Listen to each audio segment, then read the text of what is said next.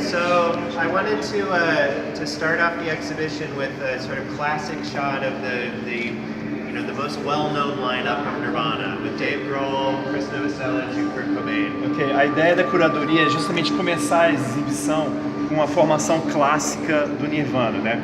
Com Kurt, com Dave e com Chris. Yeah. Né? A formação clássica e com os instrumentos clássicos também. And so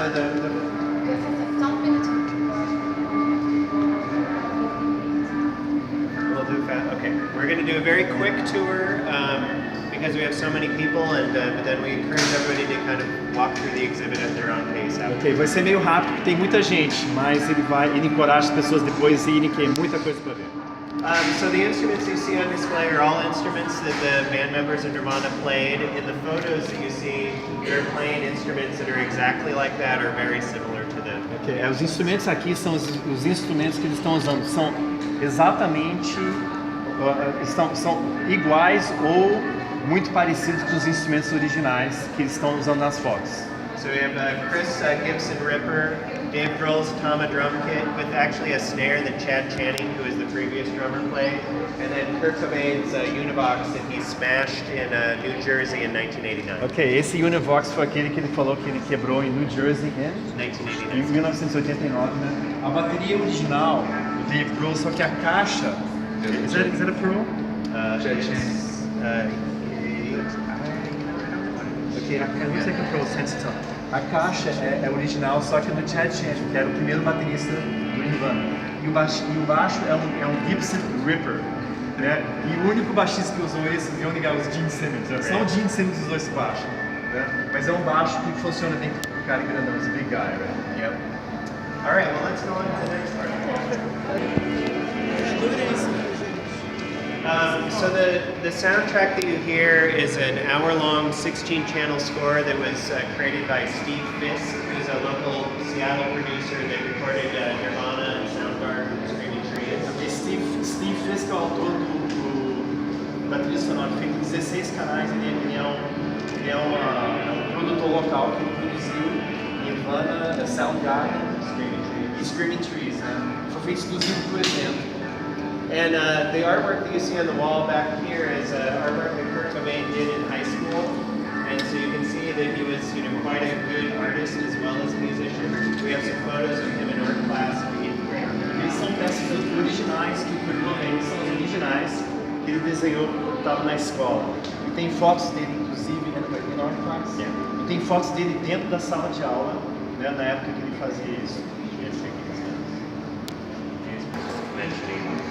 I mean, it's all worth mentioning. It's another 15 minutes. 10 minutes. Yeah. Okay, so this is the very first television interview that Nirvana ever did on January 6, 1990, and it's never really been seen before by anybody. It was never released. 16 de janeiro de 1990,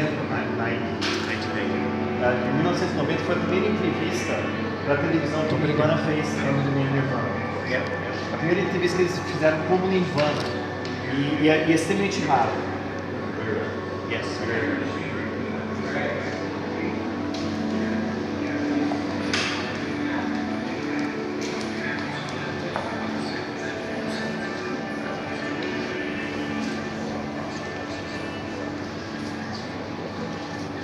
So starting here and on to the end of the exhibit, we go in really specific detail on that whole story of Nirvana, from really when Kurt Cobain started recording in 1983 up to the time that he died in 1994. A partir de agora, a exibição já fala da história do Nirvana, né, from 1983. É desde que ele começou, o Kurt Cobain começou a gravar as demos em 1983 até o fim da década.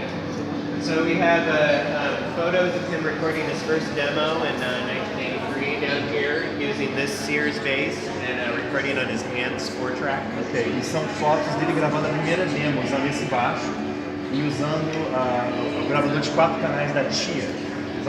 Yes. O Sears, né, que faliu do Brasil, mas é muito barato, muito bonito. The time that Nirvana called themselves Nirvana, terrible names like Skid Row, Ted Ed, Fred, Cap Chew, and Bliss. But this show, March 19th, 1988, is their first show as Nirvana. Esse é o primeiro show da banda com o nome Nirvana. Eles passaram por vários nomes muito ruins Mas aí ficaria aqui, realmente, não sei se é e aqui que nasceu, né? Yeah, it's his drawing and he colored it. Desenho e colorido pelo próprio Kurt Cobain. This is the first guitar that Kurt Cobain ever smashed that I talked about at the press conference. So I love you can see the Mod Squad on there. There's a sticker for the Jackson 5, a little drawing of the Monkees on there. Essa é a primeira guitarra que ele quebrou naquela dormitório, naquele show para 25 pessoas no dormitório. O interessante são os detalhes rabiscados à mão. E tem uma foto do Mod Squad. Não sei se o Mod Squad passou no Brasil. Uma das primeiras letras do Kurt Cobain, só que escritos à mão, claro. Were these songs used? Yeah, some of them are on the original demo, and Spank Through is on the first record. Ok, Spank Through, essa primeira letra está no primeiro disco, mas o resto são letras de demo. E são as primeiras letras dele. This is Nirvana's first contract, where they would get a $600 advance for their first record. Okay, e aqui essa é uma peça importantíssima. Isso aqui é o primeiro contrato de gravadora deles com a Sub Pop. E era só $600. 660. Era só $600 porque era para justamente cobrir a gravação do Jack and Gino, que as pessoas conhecem no Brasil porque ele produziu o disco dos Titãs. E a ideia era simplesmente devolver o dinheiro para cobrir as despesas, esse recoup. Só $660.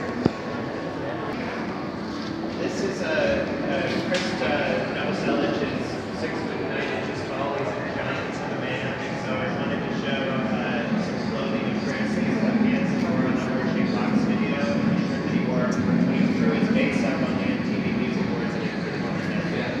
Essa calça é a calça que ele usou no vídeo Hershey Box. E a camiseta foi aquela camiseta que ele usou no MTV Awards quando ele jogou baixo para cima. Quando eles estavam quebrando tudo, quebrou e machucou feio a cabeça. E é também para mostrar a estatura do baixista. Oh yeah, and this is Kurt Cobain's Hiwatt cabinet and Chris's Hiwatt head that he played during the In Utero tour. Que é a caixa do Kurt Cobain e um amplificador de barra. Na verdade não é um amplificador de guitarra, mas que serve para guitarra. Era do Chris during the tour. This is during the In Utero tour. Durante a excursão in útero. O Hiwatt é bastante conhecido também pelo pick-out do Plebe Rude, né? Amplificador inglês, né? So, two very important shows. The white poster down here is Dave Grohl's first show with the band on October 11th, 1990.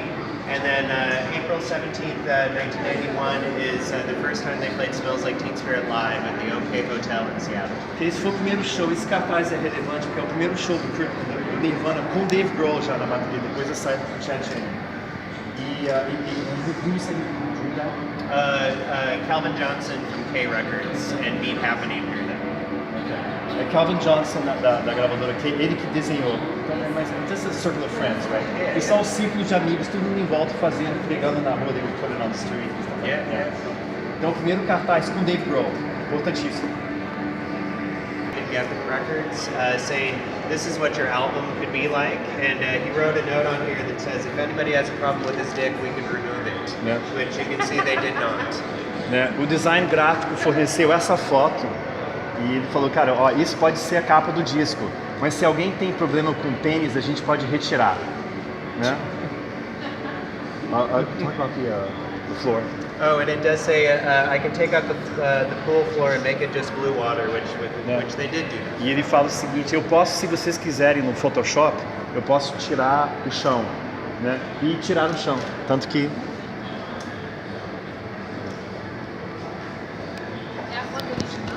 essa é a foto. Is this the original photo? That is the original. Essa é a foto original. And that guy has been forever immortalized. Yes. E essa criança foi imortalizado nisso. Até hoje ele dá entrevista a respeito. You'll see that here and up there we have two angels from the In Utero tour, and these were stage props that the band, they used to have arms and heads, but the band would smash their guitars into them and knock them over.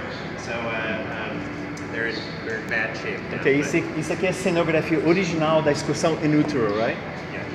E antigamente tinha braço, tinha tudo, mas como eles ficam arrebentando tudo, eles foram se perdendo no caminho. Mas esses dois são os originais. And these two guitars are probably two of the most important guitars to Kurt Cobain. This guitar is the longest guitar that lasted without being smashed. It eventually did get smashed, but he used this throughout the Nevermind tour, and then this was Kurt's main guitar, this Mustang, during the In Utero tour. Essas são as duas guitarras mais importantes do acervo. Esse aqui foi usado durante o Nevermind, a excursão Nevermind, que ele não quebrou, but you said eventually he broke it? He did break it, yeah. Ok, eventualmente ele quebrou, mas obviamente foi restaurado. And that guitar, once again? That's his main guitar during the In Utero tour. Ok, e essa guitarra era a guitarra principal durante a excursão In Utero. Oi? E não quebrou, tá? O técnico de guitarra do Kurt tirou essas fotos enquanto eles estavam indo para o estádio em São Paulo. Né? Então são fotos pessoais. And then we have the set list for Rio and for São Paulo. Okay, That Dave Grohl wrote. Ok, a lista é a lista dos shows, né? O set list que Dave Grohl escreveu à mão para o show de São Paulo e o show do Rio, escrito à mão pelo Dave Grohl. Após o Foo Fighters é um prato cheio.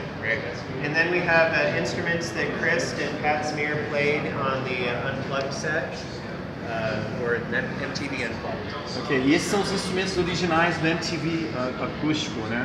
Que o Pat tocou, né? Porque o Pat agora he's in Foo Fighters, né? Yes. Que entrou no Foo Fighters depois, e o baixo do Chris, o baixo acústico Guild, wonderful. And then this is their last set list ever from March 1st, 1994 in Munich. Okay, e esse set list, pessoal, esse último é o último show jamais tocado pelo Nirvana. 1994. 1994, yeah. Okay. And then finally we do have a wall of 21 records from Chris Novoselic's personal record collection that I asked him to pick records that were important to him in Nirvana. So he actually, on the tablets, will talk about why those records were important to him. And you can listen to this. I'm sorry, I didn't get that. Oh. Just saying that these are 21 records from Chris Novoselic's record collection that were important to him during the evolution of Nirvana, and he actually talks about como a gente conversou ontem, né? Não é uma exposição, está não Exhibit of Kurt. É Nirvana como banda. Então aqui o Chris, ele sentou com o Chris e ele pediu para ele escolher 21 discos importantíssimos na sua formação. E legal, tem uma coisa interativa aqui que ele fala a respeito dos discos e você pode ouvir as músicas também. Yeah, absolutely. So then there's a whole other section of more interactives around the corners that everybody should check out. But otherwise, I think we're going to start with this. And